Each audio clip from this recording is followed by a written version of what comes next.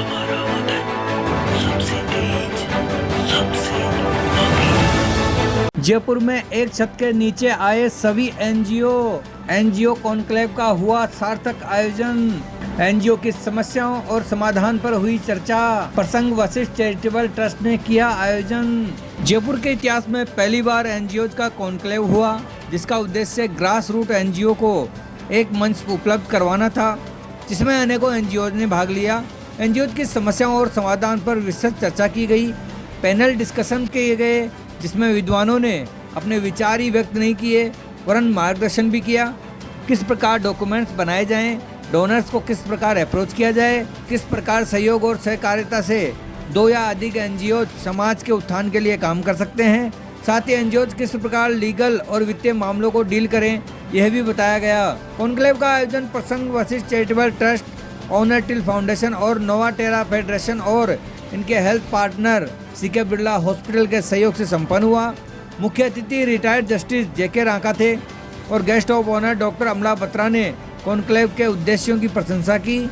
प्रसंग Vashisht charitable trust की managing trustee Renu Vashishtha ने दिए सदी के महासंदेश सत्य से प्रेम, प्रेम से कर्म करें के पोस्टर का विमोचन भी कॉन्क्लेव में हुआ। डॉक्टर गीता पारिक संस्थापक ऑनर टिल फाउंडेशन ने ईमानदारी का गल्ला और मुझे भी कुछ कहना है प्रोजेक्ट्स के बारे में अपने विचार व्यक्त किए।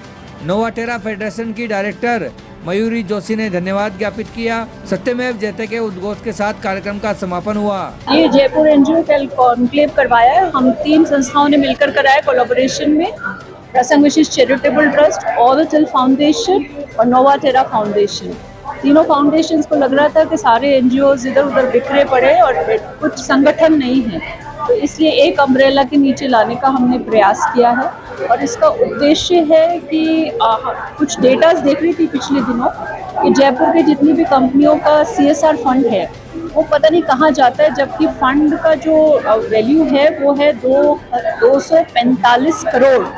तो 245 करोड़ जयपुर की कंपनियों से कहीं बाहर जा रहा है या किस तक पहुंच रहा है हमें पता नहीं है। तो हम सब एक जगह आकर के और ये सब चीज़ों को स्ट्रीमलाइन करने की कोशिश करेंगे, क्योंकि हर एनजीओ को फंड की ज़रूरत होती है।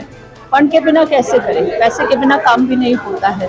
तो उसको हम स्ट्रीमलाइन करके जो ग्रास रूट एनजीओज हैं उनको किस तरीके से हम मदद कर सकते हैं, इसलिए एक ये कंसोर्टियम हमने करा है, एक साथ इकट्ठे हुए हैं और सभी जो यहाँ पे उपस्थित हैं लोग, जितने भी एनजीओ के हेड्स हैं, वो सभी काफ़ी समय से ये चीज़ चाह रहे थे पर कर कोई नहीं पा रहा था। तो ये हमारा इनिशिएटिव गॉड के ग्रेस की वजह से संपन्न हो पा रहा है और इसे हम आगे तक करते रहेंगे। कॉन्क्लेव जो हुआ है इसमें कहाँ के एनजीओ शामिल हुए? इसमें एनजीओज तो जयपुर शहर के हैं, आसपास के हैं और मोस्टली रजिस्टर्ड एनजीओज हैं जो डिफरेंट सेक्टर में काम कर रहे हैं। पर एक बड़ी खुशी की बात ये है कि बाहर से जो डोनर्स हैं, जो इंटरेस्टेड हैं कि हम किसी अच्छे स्कूल को अडॉप्ट करें या कोई अच्छी संस्था को जो सिंसियरली काम कर रही है, जो सही मायने में काम कर रही है, उसको हम अडॉप्ट करके और आगे बढ़ाना चाहते हैं। तो ऐसे भी लोग आए हैं, इंटरेस्ट शो करा है और आगे हम देखते हैं किस एनजीओ को वो आगे ले जाना चाहेंगे। क्या लगता है आपको अगर कॉन्क्लेव है उससे एनजीओ जो है बिल्कुल एनजीओ को लाभ होगा ही होगा, जो एक स्ट्रक्चर क्रिएट हो जाएगा। अभी हमारे जो पैनल चले उसमें भी यही था कि कौन किस तरीके से मदद कर सकता है। अभी जो नेक्स्ट पैनल होने वाला है वो कंसोर्टियम के बारे में ही है कि 2 एनजीओ या 4-5 एनजीओ मिलकर किस तरीके से एक साथ काम कर सके।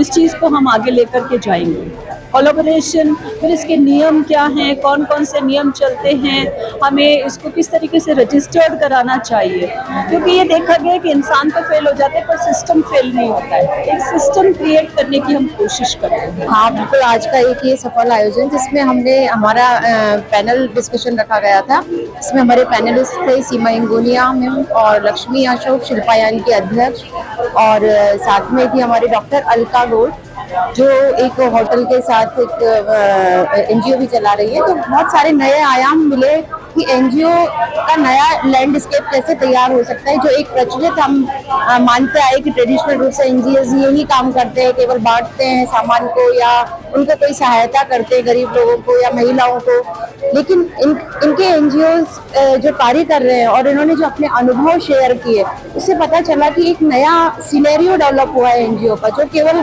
सामान बांटना नहीं चाहते या केवल एक सहायता नहीं कर रहे हैं, बल्कि वो आपको एक अनुभव दे रहे हैं, साथ में स्किल डेवलप कर रहे हैं, आपको आत्मनिर्भर बना रहे हैं और आत्म सक्षम बना रहे हैं कि आप गर्व के साथ अपनी पूरी क्षमता के साथ उन सब चीजों को सीख सकें और अपना विकास कर सकें और समाज के विकास में अपना योगदान दे सकें। तो ये एक बहुत ही जो है बहुत अच्छा कार्य रहा एनजीओ कॉन्क्लेव का, क्योंकि इससे बहुत सारे सबके एक्सपीरियंसेस शेयर हुए हैं। कौन एक प्लेटफॉर्म पर आए तो पता चला है कि सब कितने लोग किस क्षेत्र में काम कर रहे हैं। तो आगे हमारा पूरा ये भी है कि हम इनको कैटेगराइज करें और जो जो एक ही क्षेत्र में कार्य कर रहे हैं कैसे एक दूसरे का सहयोग कर सके, ताकि इस कार्य का और विकास कर सके और सही जो फायदा है, जो लाभ है हमारे समाज को मिल सके और समाज के विकास की धारा से उनको जोड़ सके। जो भी हमारा वंचित क्षेत्र है या हम कहें कि महिलाओं का जो एक कमजोर क्षेत्र है, उसको हम एक दिशा प्रदान करें। मेरा नाम डॉक्टर मयूरी जोशी है।